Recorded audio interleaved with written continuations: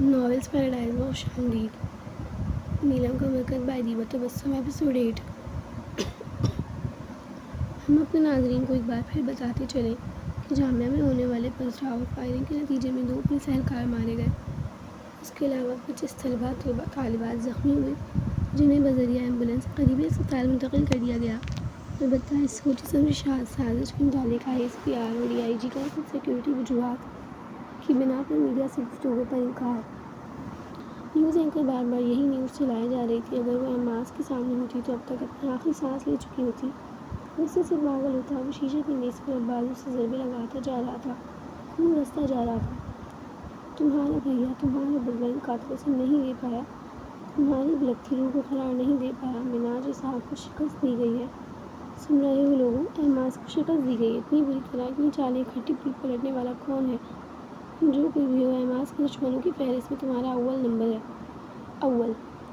سفید پتھر کے بازو سے بہتے سرخ رنگ کے خون کی ندی کو دیکھ کر بہکے بہکے لہجے میں بولا، سر۔ اس کی پشت پر گھبرائی سی آواز بگھا رہی خون رنگ آنکھیں لیے وہ پلٹا تھا۔ سامنے ہی پھٹے دھول سے ہٹے کتے اور زخمی چہرے کے ساتھ کھڑے ایگل کو دیکھ کر اس کے جسم میں خون کے بجائے شرارے دوڑنے لگے تھے۔ ڈیک کہاں ہے؟ بے قراری اور بے تابی سے ایماز اس کی جانب بڑھا تھا۔ ایگل کا چہرہ زرد پڑ گیا، لب گویا سل گئے، بولنے سے انکار کرنے لگے۔ ایگل بے بس کھڑا رہا۔ میں تم سے کچھ پوچھ رہا ہوں، ڈیک کہاں ہے؟ میری کال پک نہیں کر رہا ہے۔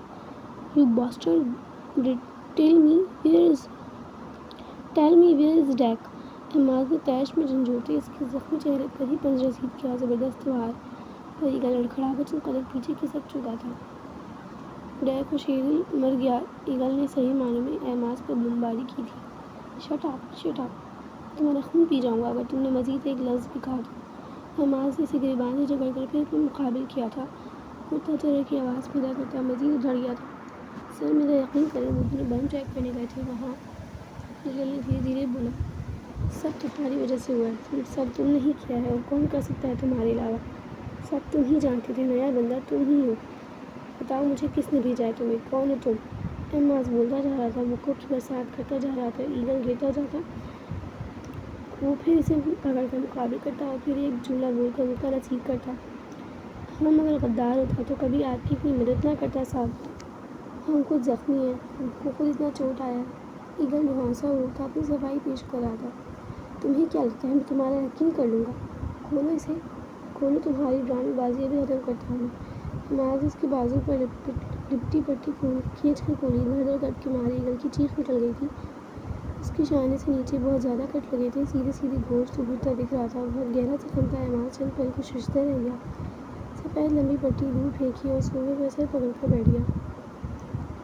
کتنے گارڈز صحیح سالم واپس آئے ہیں؟ کافی دیر بعد اس نے مدھم آواز میں دریافت کیا۔ 13۔ ایگل کی آواز بھی ہلکی ہوئی۔ آؤٹ۔ ایماز یوں سر تھامے اس کی طرف دیکھے بغیر سرد آواز میں بولا، سر ہم۔ ایگل ایک قدم آگے بڑھا۔ آؤٹ۔ ایماز نے دھاڑوں سے ہاتھ مار کر صوفے پر پڑے تمام کشن بھی نیچے پھینک دیے۔ ایگل شکستہ قدموں سے واپسی کو مڑ گیا۔ گڑیا اٹھو، شاباش، میڈیسن لے لو۔ سائقہ بیڈ پر چادر میں لپٹے وجود کے پاس ہی بیٹھ گئی، ہاتھ میں 2 سفید رنگ کی گولیاں تھام رکھی تھیں۔ گڑیا، سائقہ نے چادر سے باہر جھانکتے اس کے چہرے پر سے شہد رنگ الجھے ریشم جیسے بالوں کو ہٹایا۔ پیشانی واضح ہوئی تو ہاتھ رکھ کر جانچا۔ ہائے میرے اللہ، اس کا تو بخار ہی اترنے کا نام نہیں لے رہا۔ سائقہ نے تڑپ کر ہاتھ اٹھایا تھا، اسے محسوس ہوا جیسے انجانے میں آتش کو چھیڑ بیٹھی ہو۔ اسی اثنا میں دادو بھی ہاتھ میں تسبیح تھامے منہ میں ہی کچھ کہتی بڑھتی اندر داخل ہوئی۔ نیلم کے پاس آ رکی اور تھوڑا سا آگے جھک کر منہ پھاڑی پھر تسبیح کو چومتی سائقہ کی جانب متوجہ ہوئی۔ دوا دی بچی کو؟ دادو، اسی کے لیے تو اٹھا رہی ہوں، مگر بے حال پڑی ہے یہ تو۔ 3 دن ہو چکے ہیں اس حادثے کو، اب تو اسٹوڈنٹس ری ٹیسٹ کی بھی تیاریاں شروع کر چکے ہیں، اور یہ ہے کہ خوف کی لپیٹ سے ہی باہر نہ آنے کا نام نہیں لے رہی۔ حد درجہ کمزور دل باقی ہوئی ہے یہ تو۔ سائقہ نے متفکر ہوتے کہا، ارے ہٹ، تجھے ٹیسٹ کی پڑی ہے، یہاں بچی مر رہی ہے، ہٹ، لا دوا دے۔ دادو سائقہ کو ڈپٹتی اسے اٹھا کر خود اس کی جگہ بیٹھ گئی۔ سائقہ نے گولیاں انہیں تھما دیں اور خود سائڈ ٹیبل پر بیٹھ جگ سے پانی لانے لگی۔ نیلم، میرا بچہ اٹھ، دوا لے لے۔ دادو نے اسے زبردستی بازو سے تھام کر اٹھایا، وہ مدہوش سی اٹھ بیٹھی۔ دوا لے کر پانی کی چند گھونٹ گلے میں اتار کے پھر سے لیٹ گئی۔ دادو تائی کی کال آئی تھی، بتا رہی تھی کہ آئل اب ٹھیک ہوتا جا رہا ہے، کھڑے ہونے میں کچھ دشواری پیش آتی ہے، جس کا علاج فزیو تھراپی کے ذریعے شروع کروا دیا ہے، 1 ماہ تک وہ بالکل ٹھیک ہو جائے گا۔ سائقہ ان کے ہاتھ سے گلاس تھام کر واپس رکھ چکی تھی۔ اللہ تعالیٰ کرم کرے، یہ تو بہت اچھی خبر سنائی تم نے۔ چلو میں ظہر ادا کر لوں تو بچی کے لیے کچھ ہلکا پھلکا کھانے کو بنا لے۔ دادو گھٹنے پر زور دے دی اٹھ گئی۔ جی دادو، میں بس اسی کام کے لیے جا رہی تھی۔ سائقہ ان کا ہاتھ تھامے اترنے میں مدد دینے لگی۔ سر، میجر آس سول ڈریس میں عام سہولیے میں اندر داخل ہوا۔ یس کم ان میجر آس۔ دھیمی سی مسکان کے ساتھ اسے اندر آنے کی اجازت دے چکے تھے، ساتھ ہی ہاتھ میں موجود بھاری نیلے رنگ کی فائل میز پر رکھ دی۔ سر ڈیک، اس کا انداز سوالیہ، بے چین سے تاڑی ڈھالی نیوی بلو شرٹ اور بلیک پینٹ میں وہ بہت خجلت میں دکھائی دے رہا تھا۔ ڈیک کو انڈر گراؤنڈ رکھا گیا ہے، وہ سنجیدگی سے بولے۔ آس پلٹنے لگا تھا جب آفیسر کی آواز پر اسے ٹھہرنا پڑا۔ آس بیٹا، نیند آپ کے لیے بہت ضروری ہے، دماغ کو فریش اور ہوشیار رہنے کو۔ اس کی آنکھوں میں سرخ ڈورے دیکھ چکے تھے، مبین کی بات سمجھ گیا۔ سر، احماس کا پہرا مجھ پر مزید بڑھ گیا ہے، شک ہو چکا ہے اسے مجھ پر، ایسے میں نیند کی پرواہ کسے ہے؟ وہ سلیوز فولڈ کرتا آخر میں سائڈ اسمائل پاس کر گیا۔ تو کیا اس نے تمہیں آفر نہیں دی؟ وہ پرسوچ انداز میں بولے۔ ابھی تک تو نہیں۔ اچھا میں چلتا ہوں، مزید ڈیٹیل اگلی رپورٹ میں دوں گا۔ وہ مسافر کے لیے آگے بڑھا۔ Best of look. آفیسر نے حوصلہ افزا انداز اپنایا۔ میجر آس مروت مسکرایا تھا۔ باہر کھڑے ایک آدمی سے اس نے چابیاں لیں۔ وہ آدھے راستے سے سیل تک میجر آس کے ساتھ چلتا رہا، پھر واپس مڑ گیا۔ میجر آس مضبوط قدم اٹھاتا انڈر گراؤنڈ احاطے میں داخل ہو رہا تھا۔ سیڑھیوں پر اس کے قدموں کی مخصوص آواز کچھ بلند ہوئی۔ اندر گھپ اندھیرا تھا، ہر چیز کو اپنے اندر سمو لینے والا اندھیرا۔ ہیلو ڈیک۔ لکڑی کی کرسی پر دونوں ہاتھ ہینڈل کے ساتھ موٹی رسی سے جکڑے اور دونوں پیر بھی کرسی کی ٹانگوں کے ساتھ باندھ رکھے تھے۔ اس کا سر جھکا ہوا تھا، لڑکا ہوا تھا۔ میجر آس کو کافی دیر تک خاموشی کا سامنا کرنا پڑا۔ وہ آگے بڑھا اور ڈیک کا چہرہ تھوڑی سے پکڑ کر اوپر اٹھایا۔ ہوش میں آؤ ڈیک، تمہیں ابھی بہت سے سوالات کے جواب دینے ہیں۔ ڈیک کے زخمی چہرے پر ایک مکہ رسید کیا۔ کرا کر اس نے مندی آنکھیں کھولیں، مگر آس عالم کی طرف نہ دیکھ سکا۔ اس میں اتنی سکت نہ تھی دیکھنے کی۔ میجر آس عالم کے آرڈر پر اسے 3 روز سے بھوکا پیاسا رکھا گیا تھا۔ آس عالم نے کچھ فاصلے پر پڑی پانی کی بالٹی سے ایک ڈبہ بھرا، پورے پریشر سے ڈیک کے منہ پر پھینکا۔ وہ ہڑبڑا سا گیا، پھر کھانسنے لگا، کھانس کر دوڑا ہوتا جا رہا تھا۔ ہوش میں آ گئے ہو تو اصل بات کی طرف آتے ہیں، ویسے بھی میرے پاس زیادہ وقت نہیں ہے۔ آس عالم ایک اور کرسی گھسیٹ کر اس سے 1 فٹ کے فاصلے پر بیٹھ گیا۔ وہ کرسی موڑ کر اس کی ڈیک کی طرف کی، دونوں طرف سے ٹانگیں نکال کر بیٹھ گیا اور تھوڑی چیئر کی بیک پر ٹکا کے ڈیک کو سرد نگاہوں سے گھورا۔ بتاؤ منہاج کی سعودیہ میں کتنے کانٹیکٹس ہیں؟ بھارت، امریکہ میں بھی؟ بولو۔ ڈیک کو کرانے اور اسے جھڑکنے میں مصروف دیکھ کر وہ دھاڑا، مگر وہاں تب بھی خاموشی برقرار رہی تھی۔ ڈیک ڈیئر، کیوں اپنے پر ظلم کر رہے ہو؟ میرا تم سے کوئی لین دین نہیں۔ اگر تم شرافت سے احماس کے متعلق تمام راز اگل دو گے تو آسانی سے مارے جاؤ گے، ورنہ تڑپا کر ماروں گا اور مار کر زندہ کروں گا۔ تمہاری روح تک پر آبلے پڑ جائیں گے۔ غضبناک لہجے میں بولا۔ میں کچھ نہیں بتاؤں گا، مار دو مجھے۔ ڈیک کی بڑبڑاہٹ بہت ہلکی تھی، سر بھی ایک جانب لٹکا ہوا تھا۔ بات کے اختتام پر وہ پھر سے کھانسنا شروع ہو گیا تھا۔ تمہیں اتنی آسانی سے مار دوں گا؟ پاگل نظر آتا ہوں میں؟ آس تیش میں کھڑا ہوا تھا، ہاتھوں کی برسات اس کے چہرے پر اور پیٹ پر کی تھی۔ ڈیک خون اگلتا درد سے کر رہا تھا، چیخنے لگا تھا۔ ایک میجر کے زبردست پنچ پر اس کی حالت بدتر ہو چکی تھی۔ تمہیں بتانا پڑے گا ڈیک، ورنہ تم مجھے اپنے ساتھ وحشیانہ سلوک پر مجبور کر رہے ہو۔ آس کا لہجہ خطرناک حد تک سنجیدہ تھا۔ وہ میری بیٹی کو مار دے گا۔ ڈیک پوری سانسوں اور کھانسنے کے درمیان بولا۔ میں کچھ نہیں جانتا، مجھے حقیقت سننی ہے۔ منہاج اسحاق کی حقیقت، وہ چلایا۔ پاس پڑی لوہے کی راڈ اٹھا کر ڈیک کے زخمی کندھوں پر وار کیا۔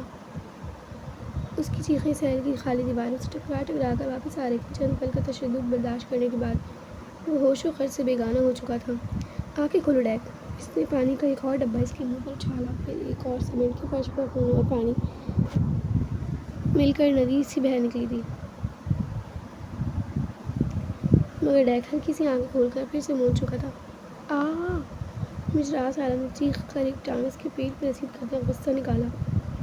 ڈیک آگے کھولتا، پھر کرسی پہ بیک پر لٹکے چہرے کے ساتھ بے ہوش ہو چکا تھا۔ میجر آس کرسی کو ٹھوکر مارتے باہر نکل آیا۔ باہر کھڑے آدمی نے مضبوط لوہے کے دروازے پر موٹے موٹے تالے ڈال دیے تھے۔ وہ جو کرتا تھا اپنے ہونے پر، آج ہونا اس کا ایک اذیت ہے۔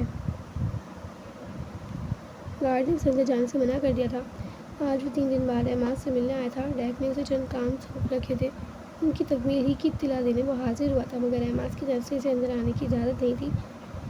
1 گھنٹہ باہر انتظار کرنے کے بعد اسے اندر بلا لیا گیا تھا۔ اب تو اسے ہال کا راستہ یاد ہو چکا تھا، ورنہ اتنے بڑے پلازے کی ہر منزل چیک کرنا پڑتی۔ وہ ہال کے سرے پر کھڑا تھا، اپنے مخصوص خلیے میں، سامنے ہی سب سے اونچے سنگل صوفے پر۔ احمد ٹانگ پر ٹانگ چڑھائے ایک ہاتھ بیک پر پھیلائے بیٹھا تھا۔ آؤ ایگل، اندر آؤ، کم ان۔ منہاج کی آواز پر وہ حیران ہوتا اندر کی جانب قدم اٹھانے لگا۔ بوٹوں کی ٹک ٹک ہارڈ ووڈ کے فرش پر صاف سنائی دے رہی تھی۔ احمد اپنی ٹانگ جھلاتا اسے آگے بڑھتا دیکھ رہا تھا۔ دائیں بائیں بڑے صوفوں پر 5-6 افراد بیٹھے تھے، ان میں سے 3 عربی رومال سر پر لپیٹے سفید ٹخنوں تک کرتے پہنے تھے جن کے چاک سلے ہوئے تھے۔ بیٹھو۔ احمد نے سر کے دائیں جانب پڑے صوفے پر بیٹھنے کو اشارہ کیا، جہاں ایک 22-23 سال کا لڑکا پینٹ شرٹ میں ملبوس تھا اور ایک 40 کے لگ بھگ کا بھی اسی لباس کو زیب تن کیے تھا۔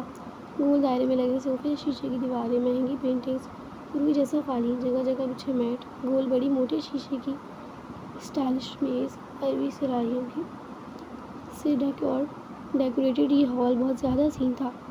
یہ ایگل ہے، heroine, cocaine, ice, opium, بھنگم، tranquilliser کی اسمگلنگ سے مالتا ہے۔ ڈیک نے یہ سب اس کے ذمے لگایا تھا، اب ان میں سے ایک کو تم اس کا پارٹنر بنا دو۔ منہاج نے 3 عربیوں میں سے درمیان میں بیٹھے ان کے گروپ لیڈر سے کہا۔ اس نے ایگل کو چلتا پیر دیکھ کر فقط سر ہلایا تھا۔ یہ گروپ سعودیہ سے آیا اور ہمارے ساتھ یہیں رہے گا، اور یہ امریکہ سے۔ اس نے ایگل سے کہا۔ ٹھیک، اس نے احمد کو دیکھتے کہا۔ چلو اب تم جا سکتے ہو۔ ایگل کو جانے کا حکم دیا گیا۔ ہم مال کا بتانے آیا تھا، ایگل مزید بولنے لگا تھا جب احمد نے ٹانگ نیچے لٹکائی، دونوں گھٹنوں پر بازو ٹکائے، ہلکا سا آگے جھکا۔ تمہیں میں نے کہا جاؤ۔ ایک لفظ ٹھہر ٹھہر کر کہتا وہ ایگل کو گڑبڑانے پر مجبور کر گیا۔ اچھا سر، وہ دھیما سا بولتا وہاں موجود ہر شخص کا سنجیدہ چہرہ دیکھتا نکل گیا۔ تم سب اپنے حلیے بدلو اور ڈیکنگ سٹارٹ کرو۔ اسلحے کا کام تم کرو گے، 40 سالہ امریکن سے کہا۔ And you are my right hand, my friend. عربی گروپ لیڈر کو دیکھ کر انابی ہونٹوں کو پھیلاتے احمد زور سے اٹھ کر اس سے بغل گیر ہوا تھا۔ مقابلے کا جوش و خروش اس سے بھی زیادہ تھا۔ حبیب، ان میں سے جو تم کو بہتر لگے اسے ایگل کے ساتھ شامل کر دو۔ احمد نے اس سے الگ ہوتے 2 30-32 کی عمر کے آدمیوں کی جانب اشارہ کیا۔ حرب کرے گا ایگل کے ساتھ کام، اور صابر ہمارے ساتھ۔ حبیب نے فیصلہ سنایا۔ ہر روم کو، ہر کونا چیک کرو، کہیں بھی خفیہ کیمرے نصب ہیں تو بتاؤ۔ کون ہے جو میری پلاننگ سے واقف ہو چکا ہے؟ احمد نے کم عمر امریکی لڑکے سے کہا، جسے چند دن کے لیے اسی کام کے لیے بلایا گیا تھا۔ ڈیجیٹل لاگز توڑنے لگانے کا ماہر، خفیہ کیمروں کو بے نقاب کرنا، ان پر سے لگانے والے فنگر پرنٹس لینا اور میکرو کیمراز ایڈجسٹ کرنا، اکاؤنٹس ہیک کرنا، پروفائل ڈیٹا جمع کرنا، یہ سب اس لڑکے کے بائیں ہاتھ کے کام تھے۔ میورک، تم میرے ساتھ اسٹڈی میں آؤ، منہاج کہتے ساتھ کوٹ کا بٹن لگاتا ہال سے نکلنے لگا۔ میورک بھی اس کے پیچھے ہی چل دیا۔ 1 ہفتے بعد آپ ہی ہم چھت پر جا رہے ہیں، وہیں لے آئیے گا چائے۔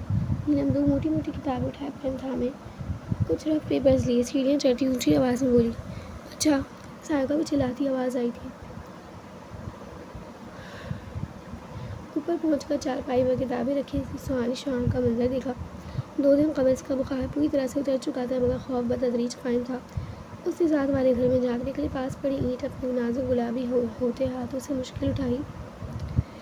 آہ کی آواز کے ساتھ اس نے اینٹ نیچے رکھی اور صبح ہوتی لمبی مخروطی انگلیاں دیکھی، ان پر پھونک مارتی وہ اینٹ کے اوپر کھڑی ہو گئی۔ نیچے جہاں ٹائیگر پش اپس لگا رہا تھا، سفید ڈھیلی سلیوز شرٹ میں ملبوس ننگے پیر۔ یہ بھی کوئی وقت ایکسرسائز کرنے کا؟ نیلم نے بڑبڑاتے ہوئے اپنی چھت پر کچھ تلاشنے کے انداز میں نظر دوڑائی، پھر اینٹ سے نیچے اتر کر 2-3 مٹی بجری کے ٹکڑے اٹھائے اور پھر صافہ جگہ پر آ ٹھہری۔ ایک آنکھ بند کیے اسے چھوٹے سے کنکر سے نشانہ لیا جو ٹھیک ٹائیگر کی کمر پر لگا تھا۔ نوکیلا کنکر دور سے پھینکنے پر بڑی زور سے چبھا تھا۔ کمر پر ہاتھ مارتا وہ سیدھا بیٹھ گیا تھا۔ اب نظر آس پاس کی چھتوں پر یہ کارروائی کرنے والے فرد کو تلاش کرنے لگی تھی۔ جب اس کی نظر ہلکے نارنجی آنچل پر پڑی اور پھر اس سے ہوتی ہوئی میدے کی رنگت اور سبز آنکھوں والی گڑیا پر ٹھہر گئی، نیلم نے جوش و خروش سے ہاتھ ہلایا تھا۔ ٹائیگر نے آنکھیں سکیڑ کر اسے دیکھا اور پھر دوبارہ سب میں سابقہ مشغلے میں گم ہو گیا۔ نیلم نے ایک اور کنکر مارا مگر اب کی بار وہ نشانے پر نہیں لگا تھا۔ عجیب بدتمیز لڑکی ہے، وہ بڑبڑاتے ہوئے کھڑا ہوا، اپنے جاگرز ایک ہاتھ میں تھامے وہ نیچے جانے لگا تھا جب نیلم بے اختیار چلا اٹھی، پلیز رک جاؤ۔ اس کی آواز ٹائیگر کے کانوں سے ٹکرائی تھی۔ اس نے سر اٹھا کر دیکھا تھا، نیلم بھی اس کی جانب بھی دیکھ رہی تھی، التجا کرتی آنکھوں سے رک جانے کی فریاد کرتی۔ اس کی نگاہیں اس سرد مزاج شخص کے چہرے کا والہانہ طواف کر رہی تھی۔ گڑیا، سائقہ کی آواز پر وہ فوراً ہوش میں آتی پلٹی تھی۔ جی آپی۔ اس نے ڈش تھامے چارپائی کے پاس کھڑی سائقہ کو دیکھا، کتابیں ہٹاؤ اپنی، کیا پھیلاوا ڈال رکھا ہے، مجھے ڈش رکھنی ہے۔ اس کے جھجھلا کر کہنے پر اس نے فوراً اینٹ سے چھلانگ مارتے سارے پیپرز اور کتابیں سمیٹی۔ کیا جھانک رہی تھی؟ سنجیدگی سے پوچھا۔ وہ نیلم انگلیاں مروڑنے لگی۔ سائقہ نے ذکورا اور پھر دوسری چھت پر دیکھنے لگی جہاں اب کوئی نہ تھا۔ چلو آؤ، چائے پیو اور پڑھائی کرو، کل ای ٹیسٹ ہے تمہارا اور تمہیں تانکہ جھانکی سے فرصت نہیں۔ وہ ڈپٹنے کے انداز میں بولتی چارپائی پر آ بیٹھی۔ جی۔ وہ بھی منمناتے ہوئے کتاب کھول چکی تھی۔ اس بار کوشش کیوں نہیں کی تم نے منہاج؟ حبیب نے لیپ ٹاپ پر جنانیوں کی تصاویر دیکھتے ہوئے پوچھا۔ وہ پینچوئی میں مربوط صاف اردو بولتا کہیں سے سعودیہ کا رہائشی نہیں لگ رہا تھا۔ مجھے پتہ تھا کہ اس بار سیکیورٹی پہلے سے بھی سخت ہوگی۔ میں نے 2-3 اور جامعات میں بھی کوشش کی مگر اس بار تمام فورسز الرٹ ہو چکی ہیں، کوئی حملہ آور، کوئی گارڈ اندر نہیں جا سکا، اور سب سے حیران کن یہ کہ اس بار ڈپارٹمنٹس کے ٹیسٹ کا انتظام کیا گیا، نہ کہ باہر کیمپس میں۔ اب جامعہ کے اندر ایک ڈپارٹمنٹ میں ایک حملہ آور بھیجنا ایک مشکل کام تھا جبکہ ڈپارٹمنٹس ہوتے بھی فاصلے پر ہیں۔ احماس بھی لیپ ٹاپ پر ہی کچھ ٹائپ کر ڈالا۔ پاس پڑی ڈائری کا ڈیٹا شاید اتارا آپ دونوں کے بیچ میز پڑی تھی۔ تم اتنی آسانی سے ہار کیسے مان سکتے ہو؟ حبیب نے لیپ ٹاپ کی اسکرین پر جمی نظریں ہٹا کر منہاج اور زہاک کے دلکش چہرے کی جانب دیکھا۔ ہار اور میں؟ حبیب، میں اس لفظ کے معنی سے انجان ہوں۔ You don't worry. اور اورینٹیشن ڈے پر 2-3 بندے جامعہ میں گھس جائیں گے، 5-6 اسٹوڈنٹس مارے جائیں گے، خوف پھر طلباء میں جڑ پکڑ لے گا، ان کو سکون کا سانس تو میں لینے نہیں دوں گا۔ منہاج نے سرد لہجے میں کہا۔ مجھے حیرت ہے کہ وہ لڑکا پورا پلازا چیک کر کے جا چکا ہے، کوئی کیمرہ، کوئی وائس ریکارڈر، کچھ بھی تو نہیں ملا، پھر کیسے کسی کو تمہاری پلاننگ کے بارے میں پتہ چل سکتا ہے؟ اس سے پہلے کہ احماس حبیب کے جواب میں کچھ کہتا کہ اسٹڈی کے دروازے پر نوک ہوا۔ کم ان۔ اس نے تعارفات سے اجازت دی۔ سر ہم۔ ایگل جلدی سے اندر آتا بولا۔ شٹ اپ، تم بلا اجازت اسٹڈی تک آئے کیسے؟ منہاج غصے سے فریاد کرنے لگا۔ سر ہم تو پہلے بھی۔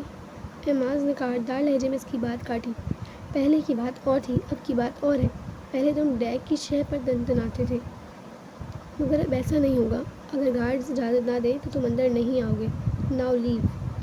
منہاج پہلے اس کے چہرے کی جانب دیکھ کر سختی سے بولا، پھر جانے کا کہہ کر دوبارہ اپنے لیپ ٹاپ میں مصروف ہو گیا۔ اس تمام دورانیے میں حبیب خاموشی سے اپنا کام جاری رکھے تھا۔ ایگل کچھ خفیف سا ہوتا جانے لگا جب احماس نے اسے پکارا۔ تمام ڈیلنگز، پیمنٹس اور دوسرا حساب حرب کو بتایا کرو، آج سے تم اس کے انڈر کام کرو گے، دوبارہ مجھے اپنی شکل مت دکھانا۔ اس کا لہجہ وارن کرتا ہوا تھا، پھر انگلی سے نکل جانے کو اشارہ کیا۔ ایگل شکستہ و افسردہ قدموں سے احماس پلازا سے نکل گیا۔ گڑیا، تمہاری فرینڈز آ گئی ہیں، جلدی نیچے جاؤ، سائقہ نے سیڑھیاں اترتے کہا۔ وہ بھی اس کی تیاری مکمل کر کے روم سے نکلی تھی مگر نیلم اب تک اندر تھی۔ آئی آپی۔ اس نے لائٹ پنک گلوز ہونٹوں پر لگاتے، کانوں میں موم کی دھار کے چپٹے ٹاپس پہنے اور سفید چمکیلے موتیوں کی اسٹائلش واچ اٹھاتے دوپٹہ کندھے پر ڈالا اور سیڑھیاں اترنے لگی۔ اس دورانیے میں وہ واچ پہن کر دوپٹہ چھانوں پر پھیلا چکی تھی، sea green and black contrast shirt اور شیفون کے دوپٹے کے ساتھ بلیک چوڑی دار پاجامہ۔ وہ غضب ڈھا رہی تھی۔ اے نیلم، آ گئے۔ وہ تقریباً بھاگتی ہوئی آئی اور رہداری میں پڑے جوتوں کے ریک سے ایک ڈبہ نکال کر اس میں سے سینڈل نکالنے لگی۔ غضب خدا کا،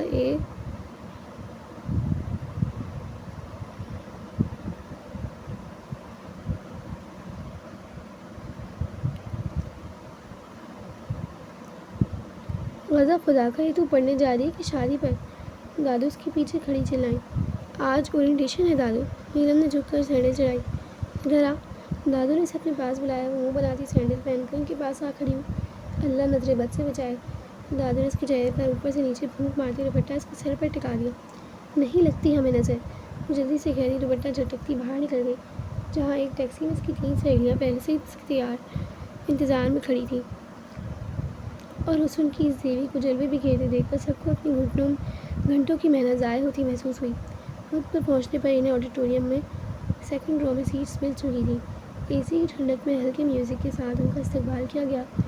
پھر وی سی آیا، اس نے نشست سنبھالی اور چیف گیسٹ کے بعد HECQAA کمیٹی کی ٹیم اندر داخل ہوئی۔ 5-6 افراد تھے، 3-4 ینگ اور 2 کچھ درمیانی عمر کے تھے۔ پینٹ کوٹ میں ملبوس قیمتی جوتے، برانڈڈ پرفیومز کی خوشبو، ڈیسنٹ لکس میں وہ سب کمال کے لگ رہے تھے۔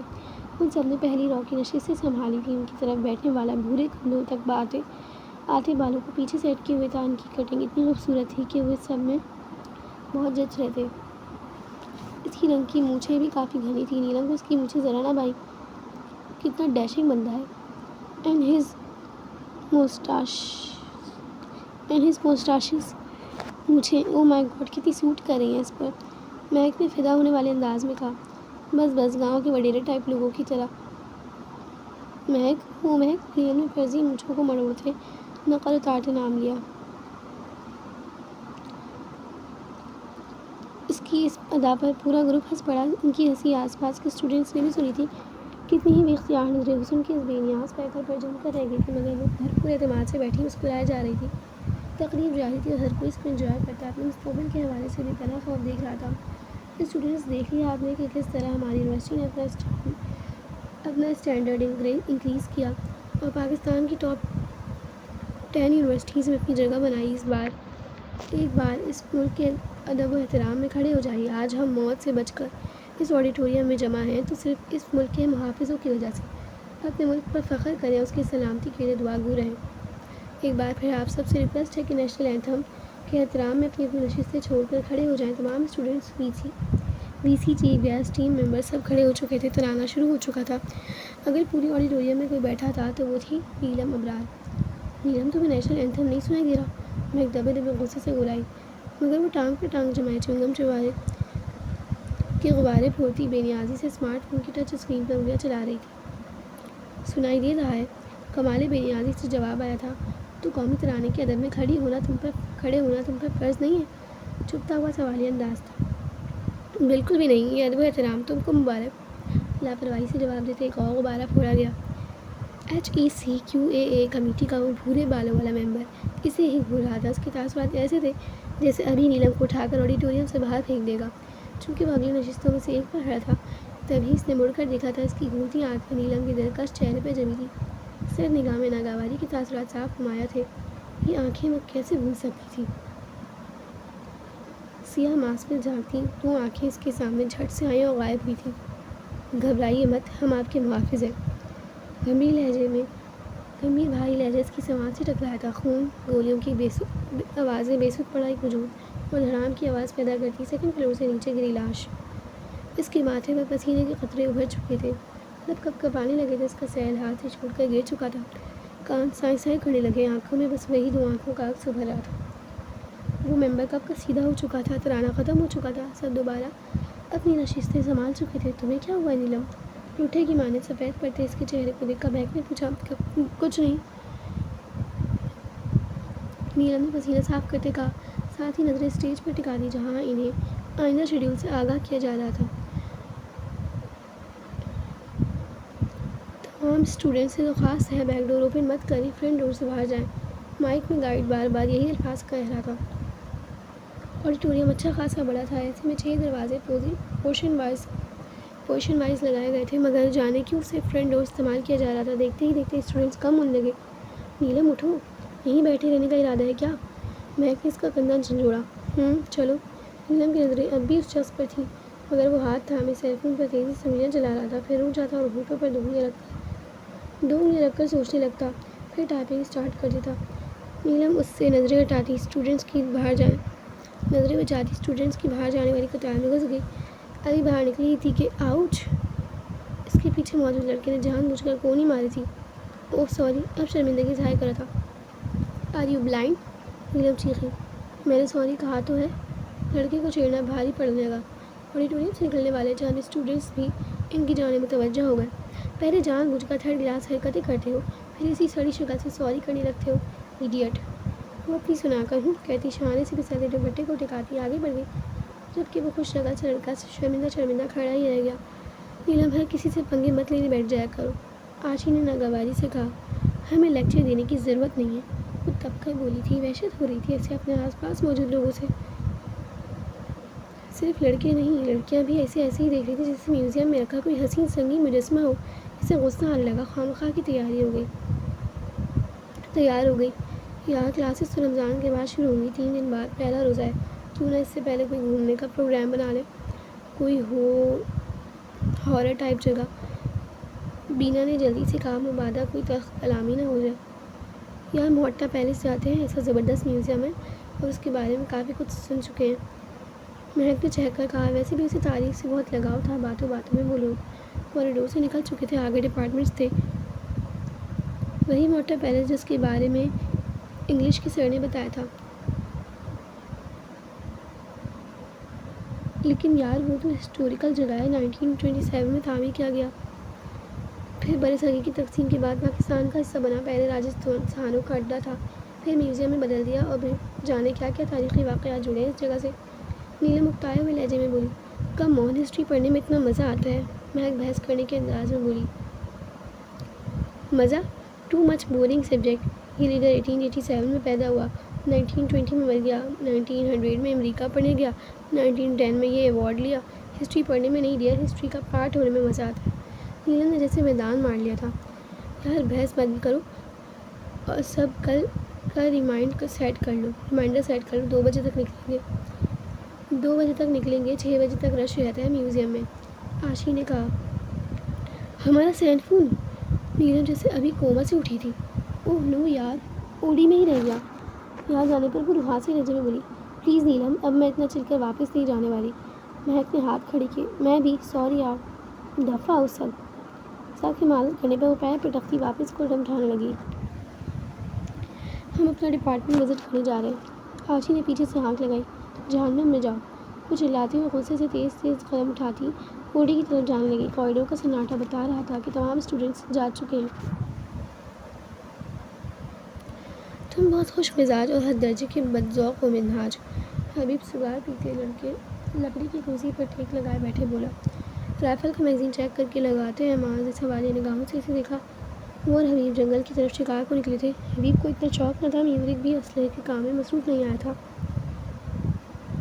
تمام گارڈز گول دائرہ نما انداز میں الرٹ کھڑے تھے، عجیب و غریب جانوروں کی آوازیں سفیدے اور چیڑ کے درختوں کے جھنڈ میں اور بلند ہو رہی تھی۔ ہلکی ہلکی دھوپ نکلی عجیب خوفناک سمندر پیش کر رہی تھی۔ یار کوئی عربی ڈانس ہوتا ہے، کوئی بیلے ڈانس ہوتا ہے۔ ہاں تمہیں پتہ ہے عرب عورتیں اتنا زبردست بیلے ڈانس کرتی ہیں کہ بندہ مدہوش ہو جاتا ہے۔ ایم ریئلی مس دیٹ، وہ شوخی سے کہتا کش پہ کش چڑھایا جا رہا تھا۔ یہاں بھی بہت سی ایسی خرافات ملیں گی تمہیں، لیکن میرا مخلص مشورہ ہے ان سب سے دور رہو۔ معاذ رائفل ٹارگٹ پر سیٹ کرتا بولا۔ سامنے ہی حبیب بیٹھا تھا، ایک خوبصورت شیر جو حبیب نے پال رکھا تھا۔ اب اس نے منہاج کو گفٹ کر دیا تھا۔ ہر روز وہ معاذ کے سامنے حبی کرتا رہتا اور بتاتا کہ یہ اسے کتنا عزیز ہے۔ حبیب میں میرا جان بستا ہے۔ اس کے کانوں میں حبیب کی آواز پڑی۔ ٹائگر پر اس کا دباؤ بڑھنے لگا تھا، حبیب ٹارگٹ پر تھا۔ حبیب کش لیتا، مزید صنف نازک کے بارے میں رائے دے رہا تھا۔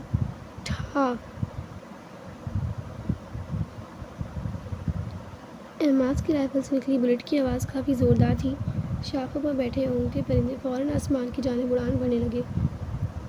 آس پاس کھڑے گارڈز نے پھر شکار کو افسوس سے دیکھا تو شکاری تو تھا ہی بے رحم، ظالم اور مغرور۔ حبیب جیسے سکتے کے عالم میں بیٹھا تھا۔ معاذ رائفل نیچے کی اور نابی ہونٹوں کو سیٹی کے اندازے سے پڑھتے ہوئے حبیب شیر کے پاس جا بیٹھا۔ اگر وہ حبیب کا پالتو نہ ہوتا تو معاذ کے نشانے پر ہی چوکنا ہو جاتا، مگر افسوس آج ایک جانور کو بھی اعتماد کی خوش گمانی لے ڈوبی تھی۔ منہاج حبیب کے پاس بیٹھ گیا اور پھر گارڈ کو اشارہ کیا، اس نے ریوالور اچھالا۔ معاذ اسے کیچ کرتے ہی حبیب کا سینہ گولیوں سے چھلنی کر گیا۔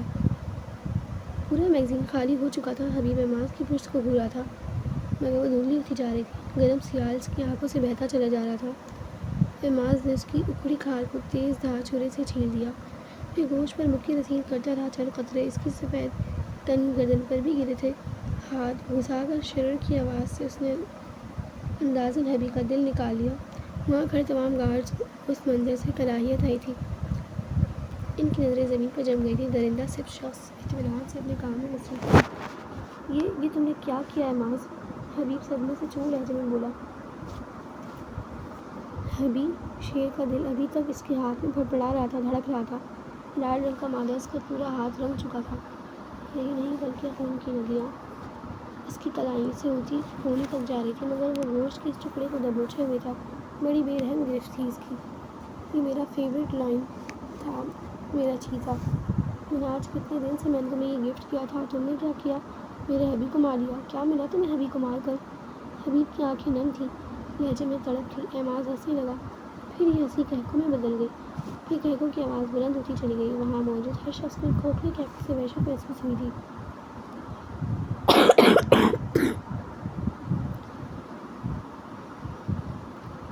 سفیدے کے درختوں سے ٹکراتے یہ قہقہے عجیب دہشت قائم کر رہے تھے۔ فیورٹ چیتا؟ چہیتا؟ تمہیں پتہ ہے وہ میری فیورٹ تھی، میری چہیتی۔ اس ملک کے جانوروں نے مار دیا تھا اسے، تب میں بھی رویا تھا، بالکل اسی طرح، بلکہ تم سے بھی زیادہ۔ مگر کسی کو فرق نہیں پڑا میرے آنسوؤں سے، جیسے آج مجھے نہیں پڑا تمہارے آنسوؤں سے۔ وہ عجیب سی دیوانگی آنکھوں میں سموئے کہہ رہا تھا، جب میری فیورٹ چیز میرے پاس نہیں ہے تو کسی کے پاس اس کی فیورٹ چیز نہیں ہونی چاہیے۔ وہ فیصلہ کن انداز میں سخت برفیلے اور بے جھجک لہجے میں کہتا اٹھ گیا۔ اب وہ اس کرسی پر آ بیٹھا جہاں پہلے حبیب بیٹھا تھا۔ ایک گارڈ پانی کی بوتل لائے اس کے ہاتھ دھلوا رہا تھا تو ایک تولیہ پاس کے لیے کھڑا تھا۔ حبیب گھٹنوں کے بل بیٹھا روتے ہوئے بے سود اجڑی کھال اور بغیر دل کے شیر کو دیکھ رہا تھا۔ حبیب رو رہا تھا، اس کے چہرے کے پاس موجود بالوں کو چھوتے گریہ زاری میں مصروف تھا۔ کتنے شوق سے وہ اس کے بال کنگھی کرتا تھا۔ اعماز چھوٹے سے سفید تولیے سے آنکھ پوچھتا، مطمئن سا بیٹھا جیسے کسی فلم کا پسندیدہ سین ملاحظہ کر رہا ہو۔ کہتے ہیں کہ وقت مٹی ڈال دیتا ہے یادوں پر، ماضی پر۔ غلط کہتے ہیں، کئی بار صدیاں بھی بیت جاتی ہیں مگر ہم وہیں کھڑے رہتے ہیں، زخم تازہ ہی رہتے ہیں، خون رسنا بند نہیں ہوتا۔ جانے کیوں صدیاں گزرنے پر بھی خون جمتا نہیں ہے، بہتا چلا جاتا ہے۔ اوڑی کا گلاس ڈور اوپن کرتے اسے گھبراہٹ میں آ گھیرا۔ یونیورسٹی میں ابھی قدم بھی نہیں رکھا تھا کہ الٹی حرکتیں شروع کر دیں۔ اگر اندر کوئی نہ ہوا یا اوڑی بند ہوا یا کسی نے اسے چپکے سے اندر جاتے دیکھ لیا تو نہ جانے کون کون سے سوال سر اٹھا رہے تھے جن کو اس نے لپیٹ کر سائڈ پر رکھا، اندر چلی گئی۔ چند سیڑھیاں چڑھتے ہی اس کی عرض خود اعتمادی لوٹ آئی۔ اندر کوئی نہ تھا۔ وہ جلدی سے موبائل لے کر چھو منتر ہونے کا سوچتی اس طرف چلی آئی جہاں وہ اور مہک بیٹھی تھی۔ یہاں نہیں ہے تو کہاں گیا؟ وہ بڑبڑاتی ہوئی کمر پر ہاتھ رکھ کر سیدھی کھڑی ہوئی۔ اوڑی کے آخر میں ایک لکڑی کا باکس لگا تھا، کسی نے وہاں نہ رکھ دیا ہو، اس سوچ کے تحت وہ سیڑھیاں چڑھتی اوپر جانے لگی۔ اس کی دائیں اور بائیں طرف قطار در قطار کرسیاں ہی لگی تھیں۔ اسکن کلر کے فوم والی باکس تک پہنچ کر اسے تلاش کیا مگر وہاں بھی نہیں تھا۔ یا اللہ، کہاں چلا گیا؟ وہ رونے کے قریب ہو گئی۔ پہلے ایک سیل فون گما چکی تھی، اتنی مشکل سے نیا خریدا، اب یہ بھی۔ کہیں آپ یہ تو نہیں ڈھونڈ رہی؟ کافی بلند آواز تھی۔ نیلم کی ریڑھ کی ہڈی میں سنسناہٹ سی پیدا ہو کر معدوم ہو گئی۔ پلٹ کر دیکھا، اس کی دائیں طرف والی کرسی کی قطاروں میں وہ کونے والی کرسی پر درمیان میں قطار بیٹھا تھا۔ اس نے ہاتھ اوپر کرتے کہا، کرسی کی پشت پر کھڑے ہونے کے باعث اسے بس اس کا ہاتھ ہوا میں لہراتا نظر آیا تھا۔ جس وقت اس کا موبائل جھوم رہا تھا، وہ بھاگتی ہوئی سیڑھیاں طے کرتی اوڑی کے بس میں آ کھڑی ہوئی، اسی قطار کے سامنے جس کی آخری کرسی پر وہ براجمان تھا، وہی کمیٹی کا ممبر۔ اس نے سر کو ہلکا سا خم دیتے نیلم کو دیکھا۔ یہ ہمارا ہے، اس کے ہاتھ میں موجود اسمارٹ فون کی جانب اشارہ کرتے ہوئے بولی۔ اس نے ٹانگ پر رکھی ٹانگ نیچے اتاری، پھر کوٹ کو جھٹکتے کھڑا ہوا، اس کے پاس پہنچتے ہی غصیلی نظروں سے گھورا۔ نیلم نے اس کے ہاتھ سے موبائل لینے کو بھی ہاتھ بڑھایا ہی تھا کہ اس نے اپنا ہاتھ پیچھے کھینچ لیا۔ اس نے ناسمجھی سے اسے دیکھا، پھر موبائل جھپٹنا چاہتے اس نے ہاتھ اوپر کر لیا۔ نظریں مسلسل اس کے گھبرائے اور جھنجھلائے چہرے پر جمی تھی۔ نیلم نے اچک کر موبائل لینا چاہا مگر ناکام رہی۔ وہ بمشکل اس کے کندھے تک پہنچ رہی تھی۔ پورا اوڑی سائیں سائیں کر رہا تھا اور انٹری ٹیسٹ کے مناظر ابھی دماغ میں تازہ تھے، ساتھ ہی اس کا بے رحم رویہ بھی یاد آ چکا تھا۔ مردہ وجود خون رکھے اپنے پاس، وہ غصے سے کانپتی آواز بولی اور ساتھ ہی بقیہ سیڑھیاں اتر کر اوڑی سے باہر جانے کے ارادے سے تقریباً بھاگ رہی تھی جب وہ بھی اس کے پیچھے ہی بھی تیز رفتار میں سیڑھیاں اترنے لگا۔ اوڑی کے دروازے پر ہی سی جا رہی نیلم کے چہرے پر خوف کے سائے لہرا رہے تھے جبکہ مقابل کا چہرہ حد درجہ سنجیدہ تھا۔ وہ آگے بڑھنے لگا۔ نیلم نے الٹے قدم اٹھانے شروع کر دیا۔ ایسا لگا ابھی وہ اسٹاف کالونی کے سیکنڈ فلور پر کھڑی ہے۔ وہی منظر تھا، پیچھے ہٹ رہی تھی، وہ آگے بڑھ رہا تھا۔ یہاں تک کہ پہلی قطار میں لگی کرسیوں سے اس کی ٹانگیں ٹکرائیں، پورے قد سے سیٹ پر بیٹھنے کے انداز میں گری۔ شہد رنگ زلفوں نے اگلے کندھے پر ڈیرا ڈال دیا تھا، ساتھ ہی کچھ شری لٹوں نے آرزو پر ریشم کا پردہ ڈالا تھا۔ وہ آگے بڑھا، کرسی کی سطح پر شوز رکھے اور ایک ہاتھ ہینڈل پر ٹکا کر میجر اعظم عالم نے اس کے جانے کی تمام راہیں مسدود کر دیں۔ جب قومی ترانہ پڑھا جائے تو کیا کیا جاتا ہے؟ بھاری آواز، سنجیدہ انداز، نیلم کی جان ہوا ہونے لگی۔ انٹری ٹیسٹ کے تمام مناظر فلم کی طرح اس کی آنکھوں کے سامنے لہراتے، نازک جسم کا رواں رواں سنسنا اٹھا۔ ادب سے کھڑے ہونے چاہیے نا؟ سخت لہجے میں سوال کرتا، اس کا خون خشک کر چکا تھا۔ جی، اس کے گلے میں پھانس سی اٹک گئی تھی۔ اسے لگا خوف کے مارے سے اگلی سانس نہیں آئے گی۔ Good, now stand up. انگلی سے اشارہ کرتے ہوئے پیچھے کھڑا ہو گیا۔ Stand up? اسے ٹس سے نہ ہوتے دیکھ کر ادھاڑا۔ نیلم بجلی کی سرحد سے کھڑی ہوئی۔ وہاں جا کر کھڑی ہو جائے، بلند آواز میں ترانہ پڑھیں۔ بلند آواز مطلب پورے آڈیٹوریم میں آپ کی آواز گونجنی چاہیے۔ Now go. وہ اس کے حکم پر حیران کن نظروں سے میجر اعظم کو دیکھنے لگی۔ گو! وہ ایک بار پھر دھاڑا۔ نیلم دوڑنے کے انداز میں اسٹیج تک پہنچی۔ اب اس کی بلند کپکپاتی آواز میجر اعظم کے کانوں سے ٹکرا رہی تھی۔ وہ ایک دم سیدھا کھڑا تھا، ایک ہاتھ ماتھے تک لے جائے ہوئے۔ اس کے ہر انداز سے وطن کے لیے عقیدت اور محبت کا احساس ابھر رہا تھا۔ ترانے کے اختتام پر اس نے ایڑی بجا کر ماتھے پر ٹکایا ہاتھ نیچے گرایا اور نیلم فوراً نیچے اتری۔ اعظم عالم نے ایک نظر اس کے سرخ ہوتے چہرے کو دیکھا اور کوٹ کی اندرونی پاکٹ سے سیل فون نکال کر اس کی جانب بڑھایا۔ وہ تھامنے لگی تھی جب وہ بولا، اپنے ملک کا احترام کرنا سیکھیں۔ اگر آج آپ اس کھلی فضا میں بغیر رکاوٹ کے سانس لے رہی ہیں نا، تو یہ صرف اس ملک کی مضبوط سرحدوں کی وجہ سے۔ آپ مقروض ہیں اس دھرتی کی، یہ نخرہ و غرور بہرحال اس معاملے میں آپ پر جچتا نہیں ہے۔ اس کے الفاظ زیادہ پتھریلے تھے کہ لہجہ نیلم جانچ نہ سکی۔ سیل اس کے ہاتھ میں کپکپا رہا تھا۔ اس پر ایک تیز نظر ڈالتا، وہ پینٹ کی ایک جیب میں ہاتھ ڈالتا اوڑی سے باہر نکل گیا۔ نیلم نے گہرے گہرے سانس لیے، اس کے پیچھے ہی نکل آئی۔ ڈپارٹمنٹ آڈیٹوریم کے پچھلے حصے سے قریب پڑتا تھا۔ پچھلے حصے میں گراؤنڈ اور چند درختوں کے بعد ڈپارٹمنٹس تھے۔ وہ ابھی اوڑی کے بالکل پچھلے حصے کی جانب پہنچی ہی تھی جب اس نے میجر اعظم کو جاتے دیکھا۔ وہ دیوار کی اوٹ میں اگئی۔